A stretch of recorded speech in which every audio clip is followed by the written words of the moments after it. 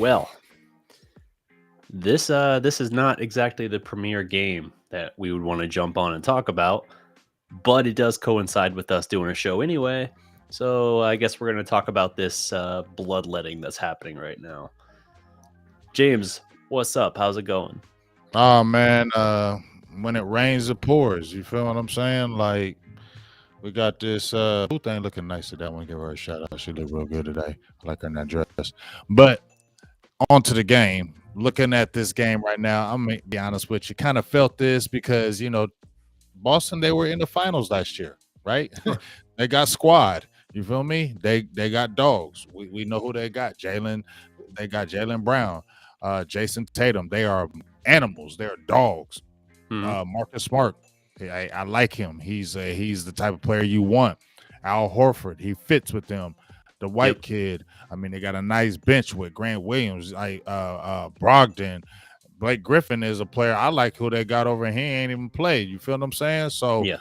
they got squad, and I just knew that when they played against us, they got more firepower. And Dallas, for real, for real. If you look at this schedule, who they played a lot of teams this year. Well, now I say a lot of teams. Let's say they played quite a few teams that didn't have their stars, and they got away with it. But this is a game where all the stars were there, all their guys were there, and I felt like this thing was going to come because Dallas really couldn't match this unless they were on fire from like 3-point range, and they're not. No, I agree 100%. The talent discrepancy in this game is painfully obvious, and it's yeah. First 17 games have it's been a little up and down. Like there's been some brilliant flashes, but that brilliance has largely been Luka's performance, kind of masking team problems that we've talked about, and it's become apparent at this point that they're not built to make the same sort of run right now. And it's a small sample size, I get it, but like the change-ups have affected a little bit of the chemistry. They don't have the same kind of bounce in their step. This defense is not as sharp as it was last year. I know that they're top 10 in offense and defense, and they're one of two teams in the league that can say that, but they're also, as you said, a team who, when they have every advantage in these matchups, when they're playing teams who are missing one or more star players, they're not taking advantage. They're giving away these games. And I keep hearing people say, like, oh, parity, because Denver, yeah, you lost to Denver without Jokic and all that. But like, it doesn't matter because then you had like Detroit or someone beat them the next night when Jokic was back. And it's like, I'm not trying to hear that. You handle your business. Like, you can only say parity for so long before you look at it and say, like, yeah, but how many teams has this happened to multiple times in the first 20 games? We can think of 4 or 5 of these games now that should have been penciled in wins that you gave away. Mhm. And if it's 1 or 2, probably not going to haunt you for the season. 4, 5, that's going to start to really hurt you and really affect you when you get into that late seeding situation at the end of the regular season. So they've got problems, and we keep harping on this. It all goes back to the offseason, not just losing Brunson, but the fact that the fans were very vocal. Like, okay, you need a third ball handler. You need someone that can create. It can't all be on Luka. And they said, till they were blue in the face, like, oh, you forget we have Ntilikina, and he's going to be better. Like Mark Cuban talking about this, and he's going to be better next year. And Josh Green is coming up into his own, and you're going to get Christian Wood. Like, we'll be fine. We'll have the third ball handler, and scoring wise for Brunson, we'll replace that. They're not even unleashing Christian Wood. Has he played 30 minutes in a game yet this year? Right. I saw he's got 5 shots so far in this game, so the opportunities aren't really there. It's the whole thing is a mess. It's the way it's being managed, the on-court chemistry. Like, there is something off with the team right now, and it's like you either need to make some kind of move to infuse it, or you need to like really change your approach and how you're utilizing and featuring like Christian Wood, for instance, to give that extra little bit of spark. Because right now it feels like Luka has to be peak level MVP just for them to have a chance, even when it's not a great team. So then when you play a team like Boston, who is stacked, they're just plowing through you. Like, it's not even a competition. They are knocking it down all from outside the 3-point line. And if Luka's like, hey, Luka's got 35, what's anyone else got? Oh, okay. You're not going to win a lot of games like that. I mean, you said a mouthful and you said it all right there, especially when the key is Luka's gotta play extraordinary. Yeah. Okay. Luka has to play extraordinary every single night. He has to for Dallas to have a chance. When we did the show, when Luka sat out, and we already knew they lost. We Yep. already knew. It was almost like when Luka sits out, you damn near want to say that's a loss. Right? You almost want to say, and depending on the team, if it's a terrible team, I'm gonna keep it real. Just me, unless it's a terrible team or a super young team, then I might say, yeah, Dallas might win that. But when we're playing any type of a good team, especially in the West, and Luka's out, oh, I'm already feeling like I'm counting that a loss, because the only reason why you thought they may have a chance in that Denver game was because Jokic and Murray were out. You get what I mean? Yeah. So anytime you look at it, like you said, Luka's got to play 30, get 35, 9, or 35, 15, and 11. You know what I'm saying? He's got to get those type of numbers. Then what he's going to has to play crazy. And even if he plays crazy, it's still not enough. And then, like you said, he's not playing Christian Wood. What are you trying to prove? Like, there's no point in what you're trying to prove with this Christian Wood thing, because you ain't got nobody else. No. You ain't got nobody else on this team. I am tired of Tim Hardaway Jr. 1 for 6 already, 0 for 4 from 3-point range. I don't know what in that Denver game he was like 0 1 of for 9. Yeah, feel me? Like I had that stat for a pull up later, but yeah, I'll say it now. 0 of 9. Like, you feel me? Like, this dude Yeah, keeps he's doing getting more this. minutes than Wood. More minutes than Wood, and you're playing like trash. Yeah. You know what I'm saying? You're playing like garbage, bro. You're coming off the bench, just chucking it up, just shooting whatever. No kind of defense. Y'all always pointing to each other, supposed to have the man. It's the same thing, bro. And then, I'm sorry, Bullock and Dorian Finney-Smith. I like Dorian Finney-Smith, but they don't get you no points. You got, between them starting, 8 points. Dallas has no small forwards that can create their own shot. That's where we get obliterated. If we play any kind of team that has small forwards that can create their own shot, we get obliterated because we don't have them that can do it, and we cannot compete when those teams have those guys and they press us. It was by a miracle that we beat the Raptors, and that's only because I feel Pascal Siakam got hurt, because I feel like if he didn't get hurt in that game, they probably would have won it, because they came all the way back without him. Right. Yeah, it's bad. To give some further credence to that, this was as of, I think it was this morning that I got it. It might have been yesterday, from Grant Afseth on Twitter. He basically broke down the lowest field goal percentage among players in the month of November with at least 50 plus attempts. So 50 plus attempts is what you have to qualify for this stat. The most attempts in this for lowest field goal percentage, Reggie Bullock, 220 attempts, shooting 25.9% for the month of November. Right behind him, Tim Hardaway Jr., 219 attempts, 30.6%.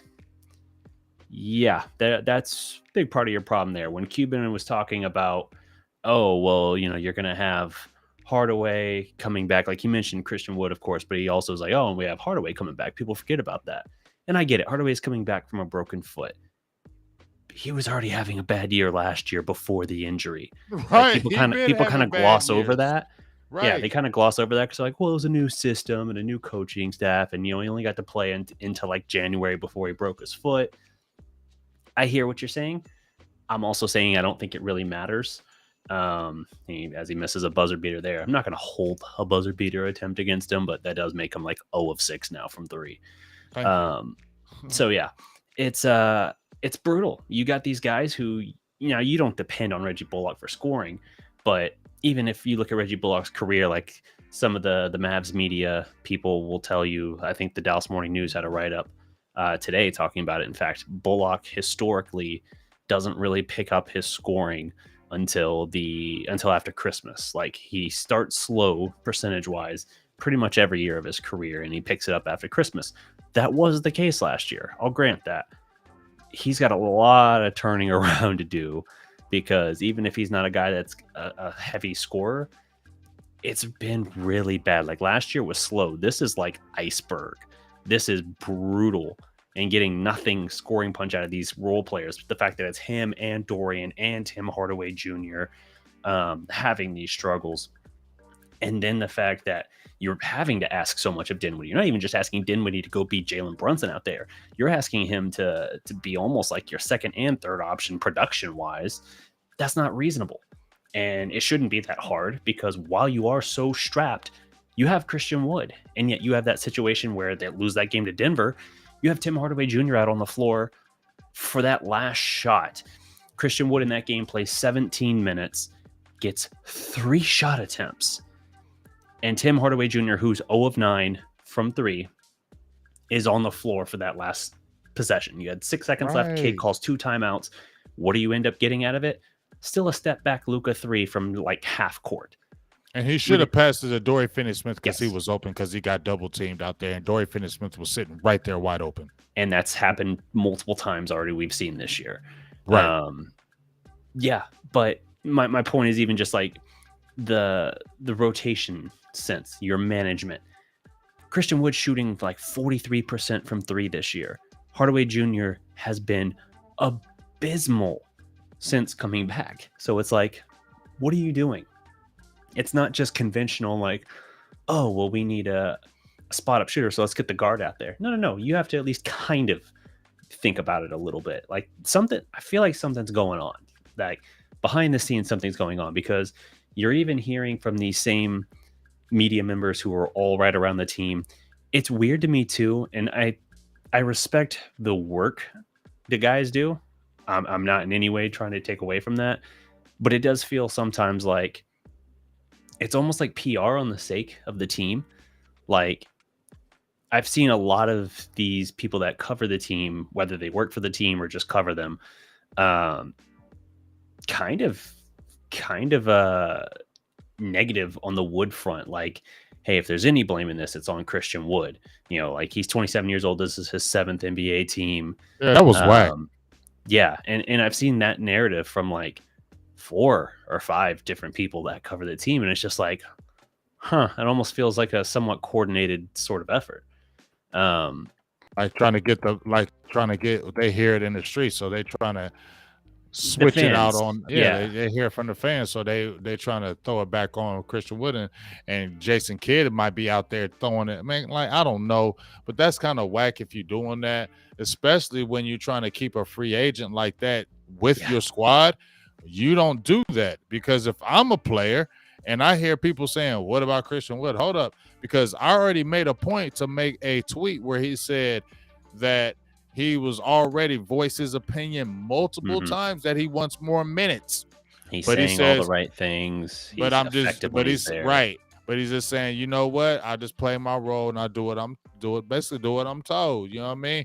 And that's not what you want to hear from a player, because that's when he starts to sully. That's when he's like, all right, that's cool. You know, I'm gonna just do what I gotta do. But this is gonna be my one and done. I'm gonna go somewhere else and go somewhere where I can get my minutes and get my points and people respect what I try to do. And motherfuckers ain't, excuse my language, motherfuckers ain't trying to play mind games, because I feel like that's what you're doing at this point. Now, you kept on saying it, but I was being quiet about it because I was trying to give this dude the benefit of the doubt, like, because I like Kid. So I try to keep giving you the benefit of the doubt, even when you kept on saying this. And I'm like, okay, bro, just like when people told me, Romo, you be hating on Dak. And I try to give Romo the benefit of the doubt, like, no, Romo don't be doing that. Like, y'all just be talking. But then I keep listening to Romo, and I'm like, you know what, Romo, especially that last game, you a hater, bro. You be hating.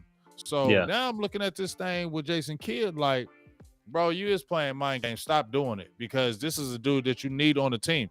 You're trying to get free agents here. You're trying to get more players here. We need more talent here, period. I don't know what people think in this front office think that we're all so super talented. No, it's Luka and everybody else. And Dinwiddie is okay, but he ain't no star. And Christian Wood is your best asset, second player. So you need to be treating him a little bit better than you are in the media and in the streets, because you're trying to keep him and not make him leave. And think about it this way too, like Christian Wood, you said it, he's your second best asset. You're not giving him that opportunity. You're kind of treating Dinwiddie more like he's the number 2 option there. Dinwiddie was the throw-in that you had to take on in the KP deal. Like you were interested in Dinwiddie and all of that. I get that, but it's also one of those things that like that was at the time panned around the league. Like people hated that trade for Dallas because they just didn't think that Dinwiddie was that good or had that much to offer. And at the time, his stock was very, very low.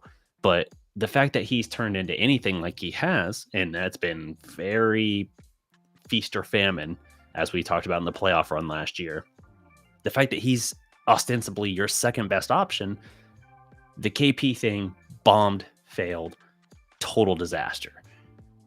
The Dinwiddie rebuild of value was very fortunate for you, but at the time was viewed as a very like bad situation to be putting yourself into because of how much time was left on his contract and the money still owed to him and all that. Essentially, Jalen Brunson was your second best asset. He left you. And so it's like, so really, it's Luka should be Wood, but you're not really giving him that respect and that same level of agency. And then a damaged goods Dinwiddie that is still in the process of rebuilding his value. It's that, and then a bunch of nice but not great role players. There are guys who fit well, but we talked about this before. You're asking them to be and do more than they need to do. On a good team, they don't need to do as much as they're being asked to do. And you got to give some time for some of this rebuilding. I understand that. But at the same time, you don't have a whole lot of luxury there for waiting. Luka's got 40 points. Next high score for the Mavericks, I think, is still Dinwiddie with Wood now has 16. That's the gap. And you're down by like 15, 17 points in the fourth quarter. We need a small like forward, dog. Luka's getting everything. Yeah, you do. Luka's getting everything he wants, but no one else is getting anything. Bro, and that's just the story night in, night out. You need a small forward, someone that can take that pressure off of Luka, and you have guys who scoring wise should be able to do it, but we're playing too many games. Like Christian Wood's actually going to get over 30 minutes finally. He's at 28 right now, and just because of the state of the game, it looks like he's going to be in for the stretch run, as he now has 18 points and 11 boards. So he's getting going. We'll see, but you got to figure some things out, and you have to actually upgrade this team because they're playing around too much. We said they were going to take like a month to evaluate the team. That was our prediction. I think if you're evaluating it right now, you're looking at it and saying like, damn, maybe we were largely just that team that caught fire last year. That team that got hot and went on the run. Even our breakout star of Jalen Brunson, as improbable as that breakout was for him, we're still missing him like tremendously. His ability to create his own shot and the craftiness he has is just a knack that no one on this team outside of Luka has. So yeah, you essentially, if you had brought him back, maybe to borrow his phrase, the vibes would still be immaculate. But right now you're kind of watching things and it's just like, the body language isn't great. The defense doesn't play with the same edge. The guys just don't look like it's quite vibing. And to me, that says there's either something, maybe it's just sulking shoulders a little bit because they're in a funk and they've been in a funk and they know that they're losing games they shouldn't lose. Or maybe there's a little bit of behind the scenes drama and they're just like, dude, I don't even know what we're doing here. Like, can we just get back to playing? I think honestly, it's a lack of talent. I mean, they can have all the infighting they want to, but it's just lack of talent on the court, in my opinion. Just looking at the team, how it's constructed, it's lack of talent. And when we play talented teams, we're gonna lose. And if those talented teams are coached well, we're gonna lose those games. This is what I feel, in my opinion. Not just trying to throw it out there, feeling like all Mac lost, but Luka will have to play immaculate. Like he'll have to play, he'll have to drop like 40. He'll have to get like 11 rebounds. He'll have to get like 12 assists.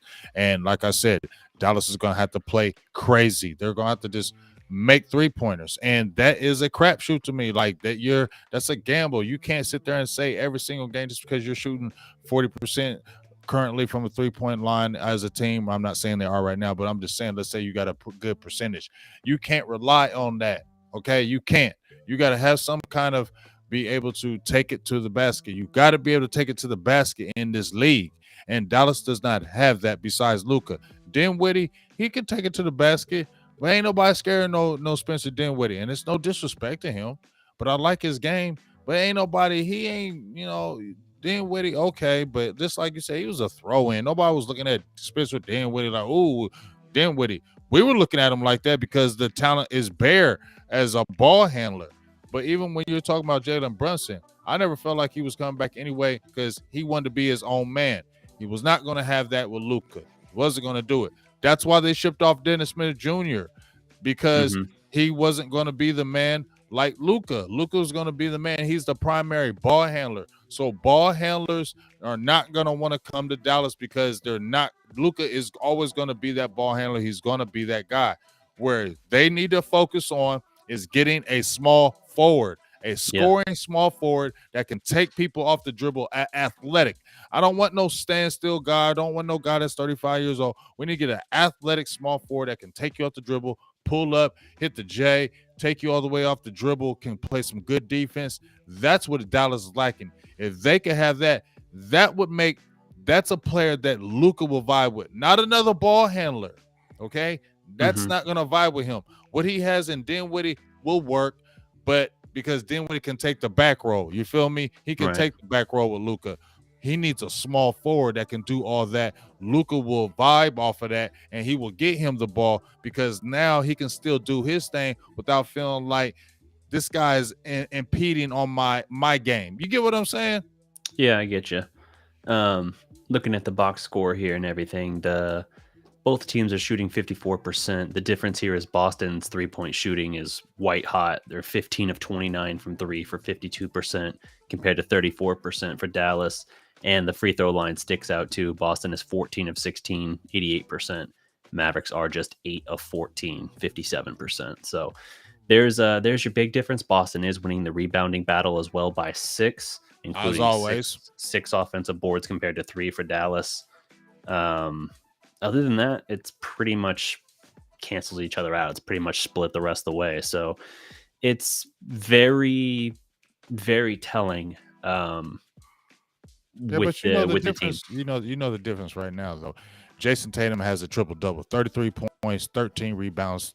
No, he does not have a triple-double. He has 3 assists. I was looking at you were seeing the minutes, weren't you? I was looking at the offense and defensive rebounds. So he got 10 defensive rebounds, 3 offensive rebounds. I was looking at the 10 and 13. Gotcha. But no, yeah. 13, 33, and 3. But the difference is what I've always been saying when the Mavericks play somebody, when they play a team, just like I mentioned, like the Toronto Raptors, when they play a team that has small forwards like Jason Tatum, Jaylen Brown, they struggle, especially if those guys can take them off the dribble. They're going to cause Dallas problems right there. And then just on the defensive end, they can really stick up in because they can freelance. They can kind of freelance and float on defense because Bullock and Dorian Finney-Smith are not going to the hole. They're not driving to the hole. They're not doing that. They're sitting on the edge waiting for a shot. That makes it easier for them to hedge and double and put pressure on Luka. And that's what I feel like stagnates the offense. And unless we're hitting the 3, then that's when it becomes you get deeper in the hole and get behind. We're not a great rebounding team. And when those things that are getting pointed out, that puts Dallas in the hole, and it's hard to climb back in the hole when you only have one guy that can really bring you back. And you're not giving, you just said Christian Wood finally hit 30 minutes, but hell, it don't matter when you're losing by 12. Well, it's 10 right now. Luka just hit a 3 to move to 42 points. So he's got 42, 7, and 6. Boston gets a bucket, so it's 12 again. So yeah, it's telling, definitely. Like their limitations are on display. I think the thing the team is really lacking compared to last season is, and we've seen flashes of it this year, the defense does not have the same consistency with it.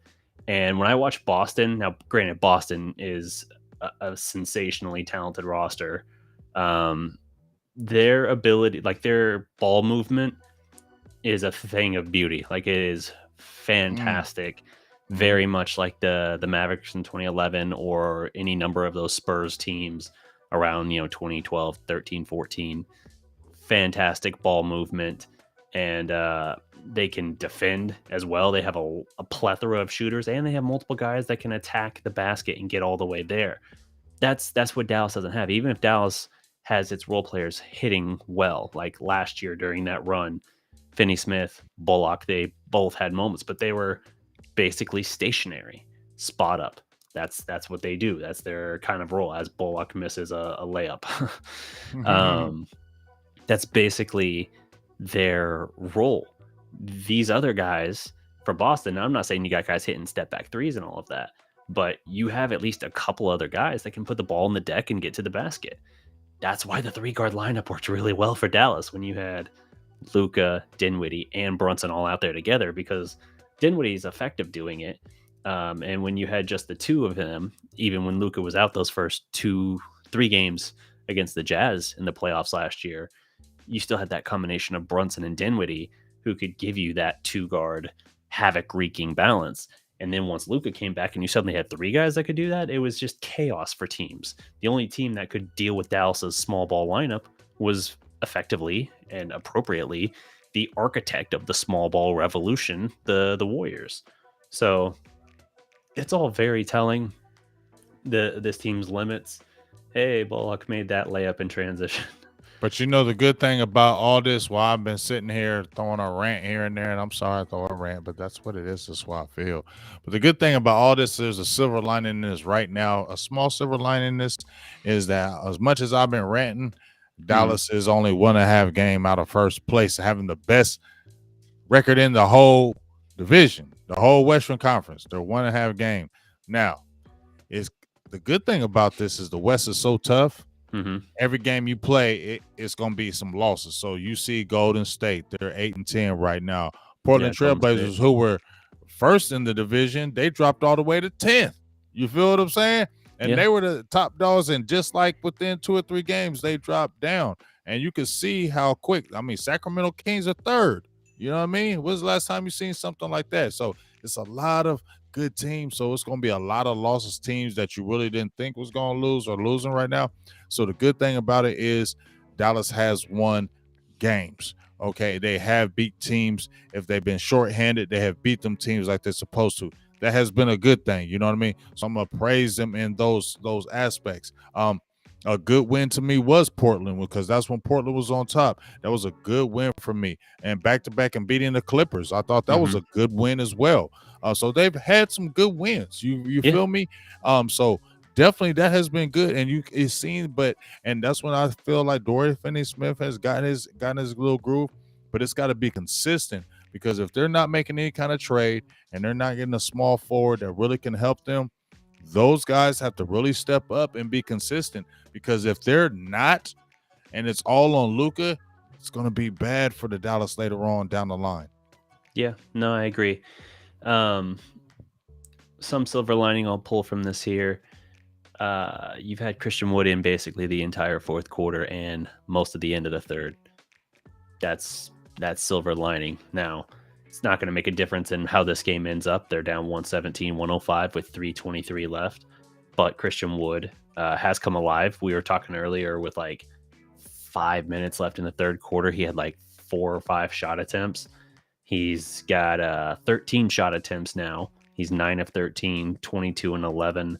Very effective there. 2 of 3 on 3. Um, so he's doing something. Luka's cooking. He's flirting with the triple double. He needs 2 boards and 2 assists for that. And he's been damn effective. 17 of 26. You got some scoring coming through now. Finney Smith finally has 10.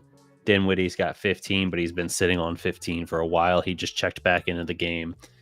So yeah, we'll say that there's some sliver of silver lining as long as they look at this and say like, okay, maybe now we understand what we need to be doing here. Like we need to be giving more opportunities to these guys, you know.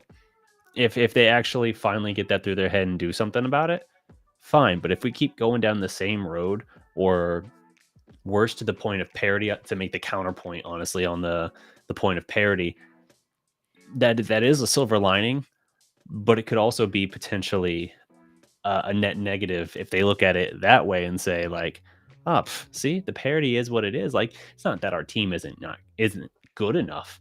It's that the That's right. parity is That's true. just so good across the West, and it's just been a little fluky. We're just kind of getting Yeah, you're the right. chemistry You're right. back and figuring things out. Like, no need to really make any substantial changes. And I feel like that's the loop and cycle that we've been in for like a That's a decade. bad mind state, though. I mean, That's a terrible mind state, oh, DDP. What you 100%. just said. That's a terrible mind state because you always should be looking to get your team better. We were talking about Dallas with OBJ. Yeah, okay, we get it. He has some injuries and stuff, but he's still electric. He still can make your team better. It doesn't matter if you have a CD Lamb. It doesn't matter if you have a Dak Prescott, Tony Pollard. Why? If I'm playing basketball in a game, right, DDP, and we Yeah. got a squad. We done won 5 in a row. We killing everybody, right? And so we killing everybody. And then all of a sudden, when we're playing in that game, we may lose. Okay, we lose the game. Next team comes on. We get back on with our same team, but we add somebody and we got a dog, right? Yeah. Are you gonna say no to that dog? Or you gonna say, no, we ain't gonna play with him because he's too sweet? No, you're gonna pick him up, right? Because we're trying to win games. We're gonna add him, we're gonna play game, and especially if he blends with the squad, let's say if you saw him playing and he was like, oh, he nice and he killing them, and he a hard-working player, he come with you, he could just blend right with y'all. You feel me? You never played with him, but you see him from afar and you're like, oh, he'll blend with us. Yeah, he lost. Let's pick him up because he'll play with us because we know our style. He plays hard. He'll blend with us. Let's get him on, and we never ain't going to lose. All right, don't you think like that, DDP? Because I do. Yeah. Because when I'm hooping, if I see somebody who's good and I see him playing hard, I'm sitting with my boys on the sideline like, hey, what you think about him? Yeah, let's go ahead and pick him up, dog, because if we scoop him, we already nice. But if we scoop him, we're going to be straight, and we ain't going to lose no more games the rest of the day. He come over with us. We holler at him right quick, get in the ear. Yeah, woo. It start blending, get him a few passes in the game. Let him know that, yeah, we for you. You feel me? Let him get some confidence. You feel me, DDP? Throw the ball to him a few times. Let him get his shot off. Let me know we down with you. Next thing you know, the team take off. We ain't losing. We riding, and we added another great piece. That's what you're supposed to always do, and you don't never say, oh, we good. Don't get him. We good with our squad. No, you don't ever do that. If you doing that, you stingy, you scary, and you selfish. And see, I think they've already got that guy. I just think they have to actually That 3 take him S's. off the leash. Yeah, I think you've got that in Christian Wood. Like, they're actually letting Wood run right now. Like, they've been running a 2-man game with Luka and Wood here, and they're tearing it up. Like, again, it's not mattering because they're not getting the defensive stops. Boston's got 119 points with 2:32 left, but Dallas crawled back into this game. They went from completely anemic offensively to, hey, they're getting buckets. And like the 2-man game with Luka, the pick and roll, Wood's getting thunderous dunks. Now he's got to actually convert them. He like not the dunks, but he got like an and one, missed the free throw just now. He's got to actually like get the gimme with it as well. But they've crawled back into this game, actually doing that. And the fact that Wood's got 33 minutes now, and the fact that they're actually letting him get these shot attempts and letting him work with Luka, that's how you're going to build chemistry. You gotta actually have and really utilize that dynamic, because no one's really thrown anything out there that has stopped this 2-man game for Luka and Wood. And if Dallas is looking at it as like, well, we're worried about Wood's deficiency and everything, with your offensive efficiency with him and Luka on the floor together, it's so high that even if you have defensive deficiency, your net rating is still a positive, like a strong positive, because you're killing them so badly when you have the ball. So I just think they have to make adjustments there. They have to look at it and consider what they can do, as Tatum just swatted a Luka finger roll. That's not something you see very often. And free throw shooting is terrible once again, 58%. Terrible once again. Yep. That's no excuse for that. Yeah, I agree. I just think Dallas needs to be very aggressive in what they do. I don't want them to wait for the deadline. I want them to do something soon. I totally agree. Yes. I want them to do something here. Who would you want? You mentioned to me before we get off of here. You was it Sadiq Bey? Is that Sadiq Bey? Yep. So who you feeling? Who you want?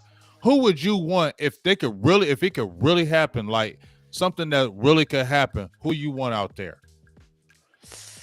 What like as far as Dallas acquiring? Yeah, Um, Sadiq Bey is an interesting one that'll give you some more 3-point shooting, but I don't know if it's going to address all of your problems. I just think that with kind of what Detroit has and what they're, I think the price for him is going to be more manageable because like unlike like a Buddy Hield that I've mentioned, it's not, it's a rookie contract compared to a guy making a lot more money like Buddy Hield does. So I think there are more opportunities there to get that now because he's a young talent. You might have the possibility of Detroit wanting more than you really care to give up. But at the same time, I would say you don't really have untouchables on your roster right now. Like we already know Hardaway is being showcased. There's no other explanation for what Hardaway is getting minutes and opportunity wise, unless you're just trying to like hope and pray he knocks off the rust and starts going on a hot streak so that you can ship him at the deadline or earlier, ideally.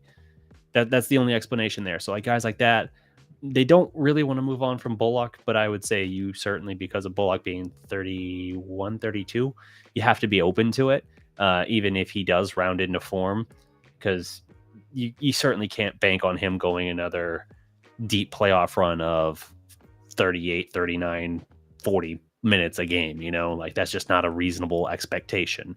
So I would say Sadiq Bey I, is an interesting one for sure, but there's other options of interest for me. Buddy Hield, I remain adamant that I think that's a phenomenal acquisition and a major upgrade on Hardaway while being a comparable contract anyway. yeah, I would definitely go with that. I hear a lot of Mavs fans screaming for Christian Wood to start. I feel them, but at the end of the day, look, man, he's probably going to keep coming off the bench. I don't care if he starts now. Just let him finish. Okay. I Yeah. don't stop talking about him starting all the time. Let's get over that him starting. Who cares? Let him finish. It's not who you start. It's not how you start. It's how you finish. I want him finishing games like tonight, even though they got blown out like I thought they would. At least let get him the minutes where he's finishing, because maybe Jason Kidd starts feeling more comfortable where he's finishing the game. So that's the positive that I want. He's getting the most minutes that he has. He finished more of the game. So I don't care about him starting. I want him finishing.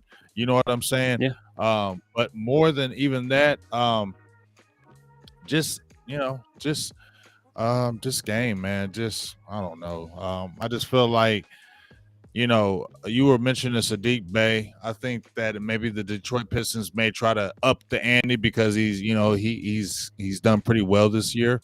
So they might try to get a little greedy and try to go more than where you would really want. But I really feel like Dallas needs to get some kind of a small forward in here with Luka, get aggressive, and make something happen, and just don't be content with what you have. Because if you got that, it will really help this team. Like it would really make this team a whole lot better if you could just got that small forward scoring defense. Hmm. Man, it would make this team strong. It would instantly change this team.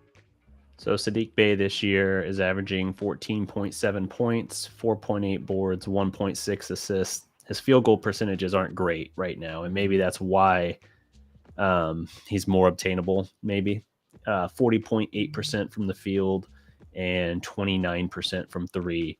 92% at the line. That's good. His effective field goal percentage, 47.9%. So the tools are there. I think the fit would be there. But I think if it's true that he's available, I think there's going to be a market that's going to be difficult to contend with. Like there are going to be a lot of teams willing to make a move of some kind. And so do you have the best package available for something like that? Maybe not, but I would argue that's also why you don't want to wait until the deadline and get into that, because somebody else is going to get an itchy finger. Like you want to close out the deal. Again, this example didn't work great, but it's kind of why now the KP thing was around deadline time, but no one even knew KP was available because really ostensibly he wasn't at the time. Like there weren't public conversations. There were no sources saying like, "Oh, Kristaps Porzingis is available."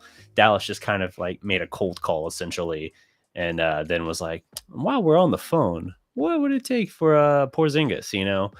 And then that opened up. But you got to move before anyone else even knows to move, and certainly before they kind of get that. Because like I'll tell you this, like if I'm looking at like it's Christmas time basically at this point, right? We're doing online shopping and stuff. Uh, I'll see something, I'm like, ooh, that seems like something I kind of want to get. And it's like, oh, it's on a sale, but that sale price that's like 50% off or whatever goes away in a couple hours. And then it's going to go back up to a price you definitely don't care to pay. It's like, ooh, but I feel that pressure. I feel that pressing. And so, like, as it gets closer to the 2 hour mark, if I hadn't gotten it yet, I'm like, oh, if I'm going to get it at all, it's going to be now because I'm certainly not going to pay the full price thing. That's what the trade deadline does to teams. They suddenly they're thinking about the thing they don't have that they want, and they're suddenly willing to like throw more at it and just like throw caution to the wind. I'm just saying, like, just Be get in on it proactive. earlier than that. Yes, Be be proactive. proactive. Don't wait. Don't wait until there's competition. Don't go fight the crowd on Black Friday Mhm. to get that thing that you want. Like, make the Yep. proactive move for it now, Yep. Yep. and you'll be better off in the long run. Yep. Don't feel like you're good, and don't be looking at last year like, oh, we're good. Like Mark Cuban, don't do that dumb shit. Like, don't do that. Don't be living off that last year. It's a whole new year, Yeah, I think and he's like already you doing said, that. I feel like he's doing it as well. Oh, we got Christian Wood. We're okay, and I can see Mark Cuban with his face. Oh, we're okay. We're good. We're all. I can see him saying that, and then it blowing up in his face, and then he getting all hectic. Okay, then we need to do this. We need to do that. Scrambling when you didn't even have to do that. You always got to stay trying to grind and make your team better. And I don't know why people don't understand that. And the teams that consistently win are the people that are always in there saying, "Hey, we have a really good team, but you know what? And we look at the chemistry. Like you'll look at it, make sure that it doesn't affect the chemistry. Sometimes you can say, nah, we're good. But when you see a player that you can add to your team, no matter Hmm. if you're good, to make your team even take it to another level, you do that. That's what Yeah. you always do. I don't never get that because I just always had that mentality. You don't never turn away talent, especially if it can blend and make your team better. Yeah.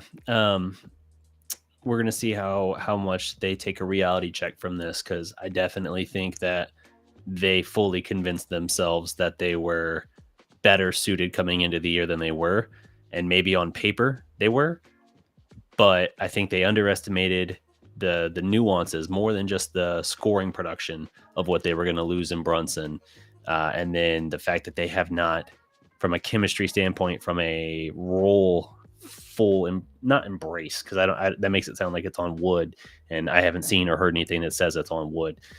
From an implementation standpoint, they have not really given Wood the role that we expected. And so I think that has also kind of put a little bit of a cap on it, where even what we thought they were going to be on paper, they're just not that right now. And then you got a bunch of guys who are starting the season shooting cold, and you're messing around with teams you shouldn't mess around with, and situations you shouldn't mess around. It's been kind of a chaotic, imperfect storm for this kind of frustrating start, which now they're what, 9-8 now. Um, some good moments, but a lot of bad ones. I'd say it's kind of feels like it's, like a 500 team that happens to have an all NBA talent on it. That sounds about right. So we'll see what they do. Yeah, we'll definitely see what they do, man. Well, they took the L, and we got upcoming games coming up, so be interesting to see as we push forward. Mavericks are 9-8 now. They don't have the greatest road record currently, but they have a pretty good home record, Hmm. so that's a good thing. But got a tough matchup against the Raptors. Escaped on that last game, and it's at Toronto, so that's going to be another key game because what we just talked about, they're the small forward team. They Yep. roll with those small forwards. They're coming at you with those waves of those guys. OG Open Eye, he's going nuts. He's really Yeah. blossomed. Pascal Siakam, they got guys that they're just Scotty Barnes. They're really going to attack you. I think your boy Van Fleet might be ready. My dog Gary Trent Jr. So it's going to be a tough game, especially up in Toronto. So that'll be another game, and it's going to be an early game. DDP, it's going to be a 5 o'clock game. So Mm. we'll see how that one goes. see to see how what happens. Yeah, for sure. But that'll wrap up the stream for tonight. Thank you to everyone who tuned in the chat. Appreciate you all. We'll be back next week, usual time.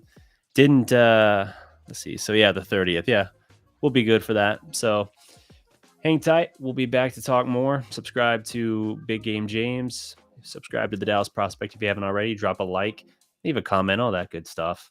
And until next time, guys,